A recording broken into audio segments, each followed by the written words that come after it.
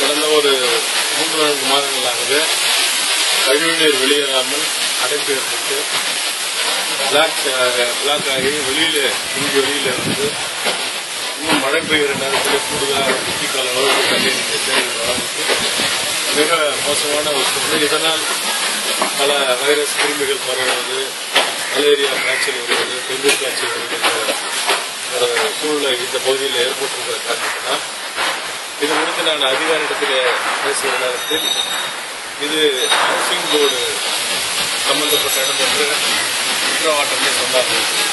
Housing board அதிகாரிகளை கேட்கிற போது இது குற்றவாட்டர்கள் தான் இந்த வேலைகள் எல்லாம் செய்ய வேண்டும் என்று அவர்கள் சொல்லுவார். இப்படி ஆளாளுக்கு மாற்றி வேலையை செய்யாமல் வகுக்க வேண்டும் என்ற காரணத்தால் இருந்தாலும் கூட மக்களின் தேவையை பூர்த்தி செய்கிறார்கள். நாளை திங்கட்கிழமை காலை ஹவுசிங் போர்டிலிருந்து சில அதிகாரிகள் இங்கே வந்து நேரடியாக பார்வையிடுவதாக சொல்லியிருக்கிறார்கள்.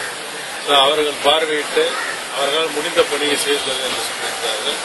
அப்படி முடியாமல் போகிற பணிகளை எல்லாம் என்னுடைய சொந்த செலவில் இங்கு இருக்கிற மக்களுடைய ஆதரவை கொண்டு நிச்சயம் ஒரு வார காலத்திற்கு இந்த கழிவுநீரை நாங்களே சுத்தமாக அகற்றுவோம் என்பது எங்களுடைய இயக்கத்தின் சார்பாக